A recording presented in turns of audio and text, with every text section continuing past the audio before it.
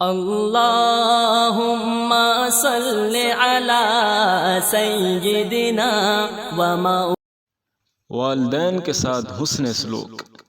قال رسول اللہ صلی اللہ علیہ وسلم: انت ومالک لأبیک، انت ومالک لأبیک، رواہ ابن ماجہ۔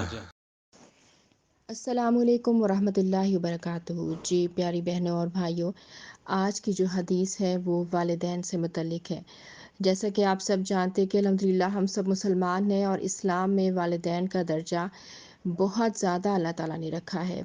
ان کے حقوق اور ان کے فرائض، یہ سب کچھ جو ہے الحمدللہ ہم سب جانتے ہیں۔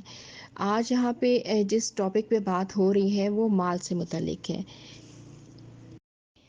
دیکھیے، جب بچہ چھوٹا ہوتا ہے، نہ بات کرنے کے قابل ہوتا ہے، نہ چلنے کے قابل ہوتا ہے، اور نہ ہی جو ہے وہ خود کو صاف کرنے کے قابل ہوتا ہے، ٹوٹل جو ہے وہ والدین پہ جو ہے وہ ٹرسٹ کرتا ہے، ڈیپینڈ کرتا ہے۔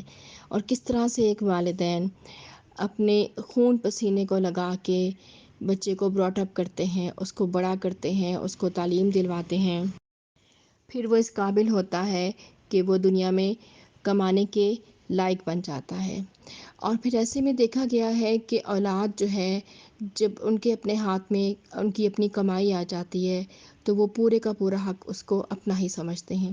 والدین پہ خرچ کرنا اکثریت ایسا دیکھا گیا ہے کہ بھول ہی جاتے ہیں یا اس کو ضروری نہیں سمجھتے، جبکہ ہمارا دین ہمیں یہ سکھاتا ہے کہ تم اور تمہارا جتنا بھی مال ہے وہ تمہارے والدین کی ملکیت ہے، وہ سارے کا سارا بھی تم سے لے سکتے ہیں اور جتنا چاہے تم سے ڈیمانڈ بھی کر سکتے ہیں۔ لیکن آپ دیکھیں والدین ایسا کرتے نہیں ہیں، ان کو خود اپنی اولاد کی اور اولاد کی فکر ہوتی ہے، وہ سارا مال ہتھیانا بھی نہیں چاہتے۔ بس اتنی سی گزارش ہے آپ سب لوگوں سے، اس میں میں بھی شامل ہوں، کہ والدین کی ضروریات کا خیال رکھنا ہے جس طرح سے انہوں نے ہماری ضروریات کا خیال رکھا ہے۔ اس سے پہلے کہ وہ ہم سے مانگے، ہم سے ڈیمانڈ کرے، ہمیں خود ہی جو ہے ان کی ضروریات ان تک پہنچا دینی چاہیے۔ یہی ہمارا دین ہمیں سکھاتا ہے اور یہ چیز بھی حسن سلوک میں آتی ہے۔ اکثر یہ دیکھا گیا ہے کہ اولاد جب کمانے کے قابل ہو جاتی ہے تو اپنے اتنے زیادہ خرچے والدین کو گنوا دیتی ہے کہ وہ آگے سے شرمندہ ہو جاتے ہیں اور سوچتے رہ جاتے ہیں کہ اب یہ جو ہماری ضرورت ہے یہ اب ہم بچے سے مانگیں یا نہ مانگیں، ٹھیک ہے؟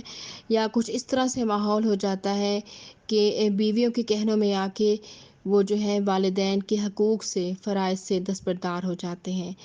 تو یہاں پہ دیکھیں یہ حدیث ہمیں کس بات کا احساس دلا رہی ہے کہ ہمارا جو مال ہے وہ والدین کا ہی ہے، کیونکہ آج اگر ہم کمانے کے قابل ہیں وہ اسی وجہ سے ہیں۔ اگر ہمارے والدین نے ہمیں براٹ اپ نہ کیا ہوتا، ہمیں سہارا نہ دیا ہوتا، ہمیں اس قابل نہ بنایا ہوتا تو آج ہمارے پاس یہ لاکھوں کروڑوں نہ ہوتے۔